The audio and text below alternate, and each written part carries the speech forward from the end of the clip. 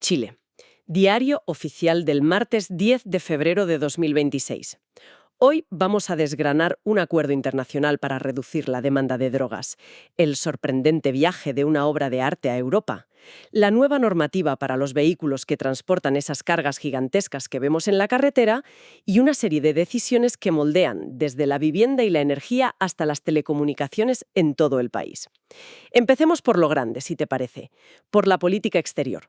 Se publica un acuerdo marco de cooperación entre el Gobierno de Chile y la Organización de los Estados Americanos, la OA. La OA, sí.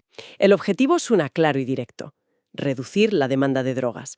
Pero, ¿qué significa realmente un acuerdo como este en la práctica? Fíjate, es curioso porque a primera vista podría parecer una simple declaración de buenas intenciones. Pero la clave está en el contexto. ¿En qué sentido? El propio documento nos recuerda que esto se enmarca en la Carta de la OEA, que Chile ratificó, ojo, en 1953. En 1953. Exacto.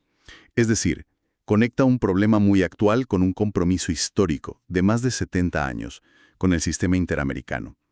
Y el hecho de que se firmara en 2025 y entrara en vigor de inmediato, pues nos habla de una sensación de urgencia. Claro, pero ¿se traduce en acciones concretas o es más bien un gesto diplomático?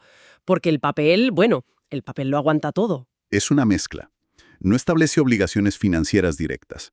No dice Chile tiene que poner X millones de dólares. Ah, vale. Lo que hace, y esto es lo fundamental, es crear la autopista para la cooperación. Es un acuerdo marco. Un marco. La OEA se compromete a enviar informes, a invitar a reuniones clave. Y Chile, por su parte, se compromete a escuchar y considerar esas observaciones. Crea el mecanismo. Anteriores. O sea, que lo están tratando no solo como un problema policial. Exactamente. Al ubicarlo ahí, se reconoce que es un problema complejo, con raíces sociales, de salud pública. Es la base para lo que venga después. Es el cimiento. Sobre esta estructura se construirán después los proyectos específicos, los programas de prevención o tratamiento que sí tendrán financiación y objetivos concretos. Acabamos de ver al Estado actuando en el gran escenario internacional. Pero el diario oficial también nos muestra al Estado operando en una escala completamente diferente. Más íntima casi. Sí, y simbólica. Por ejemplo, autorizando el viaje de una sola obra de arte. Y menudo viaje. Se trata de Desnudo de mujer, un óleo de la artista Laura Roddig, pintado sobre 1937. Una pieza histórica. Totalmente. Sale del Museo Nacional de Bellas Artes, valorado en $50.000, rumbo a Basilea, en Suiza. Pero aquí es donde un detalle aparentemente administrativo se vuelve, bueno, fascinante. ¿A qué te refieres? A que la obra fue solicitada por el Kunstmuseum Basel para una exposición con un título muy sugerente. A ver. Los primeros homosexuales, el nacimiento de una nueva identidad. Un momento. ¿Me estás diciendo que un trámite administrativo sobre el permiso de salida de un cuadro nos abre esta puerta? Totalmente. Es la puerta de entrada a una historia sobre arte, identidad y la imagen internacional de Chile. Esto es mucho más que un simple préstamo. Claro, el título lo cambia todo. Piensa en ese título. Que una obra chilena de 1937, de un artista como Laura Roddig, sea seleccionada para esa narrativa específica en un museo suizo de primer nivel, nos obliga a releer su trabajo. A verla con otros ojos. Exacto. Estaba Roddig explorando temas de identidad, de sexualidad, de una manera que en su época no se verbalizaba abiertamente. Este simple decreto se convierte de repente en una clave para reinterpretar una pieza de nuestro patrimonio. Es increíble. Y el decreto menciona que la obra cuenta con una póliza de seguros clavo a clavo. Suena muy específico. Lo es, y es el estándar de oro en el mundo del arte. ¿Qué significa exactamente? Significa que la obra está asegurada desde el instante en que se descuelga del clavo en Santiago hasta que se cuelga en el clavo en Basilea y todo el camino de vuelta. Cubre absolutamente todo. Todo. El embalaje, el transporte climatizado, las aduanas, la manipulación. Cualquier riesgo imaginable. Es la única manera en que los museos se atreven a prestarse estas joyas. Fascinante. Y de una forma de proyectar la imagen de Chile, el arte, pasamos a otra muy distinta, pero que también tiene que ver con la influencia. Con la formación, ¿sí? El Ministerio de Defensa autoriza a la Academia Nacional de Estudios Políticos y Estratégicos a invitar a oficiales extranjeros a un diplomado.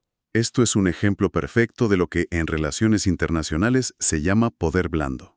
Diplomacia de defensa. Justo. No se trata de tanques ni de tratados económicos, sino de influencia. Es como invitar a alguien a tu casa. ¿En qué sentido? Al formarse en Chile, estos oficiales de otros países no solo aprenden tácticas, sino que se llevan un pedazo de la cultura, crean lazos personales, ¿Crean redes? crean una red de confianza que puede ser absolutamente crucial en una futura crisis regional. Es una inversión. Una inversión a largo plazo en relaciones ¿Y internacionales. quién paga la cuenta? Ahí está el detalle inteligente del decreto. Lo deja muy claro. ¿Qué dice? Que los gastos de pasajes y viáticos de los alumnos extranjeros corren por cuenta de sus propias instituciones o países. O sea que Chile pone el conocimiento. Pone el conocimiento, la infraestructura, la experiencia, pero salvaguardando los recursos fiscales. Es una jugada redonda, vamos. Hemos hablado de cómo Chile se proyecta hacia afuera, pero volvamos a casa, a algo mucho más terrenal y para muchos más tangible, el asfalto. Las carreteras, sí. Porque para que los grandes proyectos se construyan, primero hay que mover piezas gigantescas por el país, y eso requiere sus propias reglas. Y es un verdadero desafío, ¿eh? Logístico y de seguridad. Estamos hablando de turbinas eólicas, vigas de puentes, maquinaria minera, cosas enormes. Y lo que vemos hoy es una modificación a esa normativa. Exacto. Una modificación que busca hacerla más eficiente, más práctica. ¿En qué sentido? Por ejemplo, flexibiliza la antigüedad de los vehículos de escolta, las camionetas que van delante y detrás con las balizas. ¿Cómo? Normalmente se exigía que tuvieran como máximo 5 años, pues ahora se permite hasta 10. Siempre que cumplan unos requisitos, imagino. Claro, siempre y cuando pasen una revisión técnica cada 6 meses. Es una medida pragmática. Si el vehículo es seguro, su edad no es lo más importante, y esto alivia la carga a las empresas. Entiendo. No se trata solo del camión, sino de todo el convoy. Y veo que también se añaden requisitos para los conductores de esos coches de escolta. Correcto, y esto es clave. Se busca profesionalizar la escolta. ¿Qué se les pide ahora? Pues mira, incluso si tienes una licencia no profesional, la de un coche normal, ahora se exige aprobar un curso de manejo a la defensiva o de seguridad vial. Y las empresas deben presentar una lista de sus conductores y vehículos. El punto central parece ser la coordinación con Carabineros de Chile, ¿no? Sin duda. Ahí está el cambio fundamental. La empresa de transporte solicita la autorización. Ujú. Y Carabineros tiene un plazo para responder. 5 días hábiles para emitir una resolución. Y no es un simple sí o no. Tiene que estar justificada. Tiene que ser fundada, detallando las medidas de seguridad, la ruta, el horario y, muy importante, si se autoriza que la escolta sea privada en lugar de usar recursos de la policía. Se busca un equilibrio Un equilibrio entre la seguridad pública y... y la agilidad que necesita el desarrollo del país. Es una negociación constante en realidad. Y hablando de vehículos, me llama la atención una serie de decretos que parecen mucho más mundanos. ¿A cuáles te refieres? A las autorizaciones para que vehículos fiscales circulen fuera del horario habitual. Una camioneta para la Fiscalía de San Pedro, un Ford Explorer para el gobernador de O'Higgins. ¿Por qué algo tan específico merece un lugar en el boletín oficial? Parece un detalle menor, ¿verdad?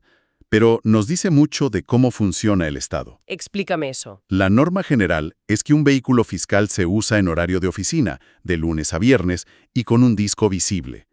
Estos decretos son la excepción que confirma la regla. Porque hay trabajos que no tienen horario. Exacto. Un fiscal puede necesitar salir a un procedimiento a las 3 de la mañana de un domingo. Un gobernador puede tener una emergencia un día festivo. Y necesitan el vehículo oficial. Son las herramientas que garantizan la operatividad 24/7 de las funciones críticas del Estado.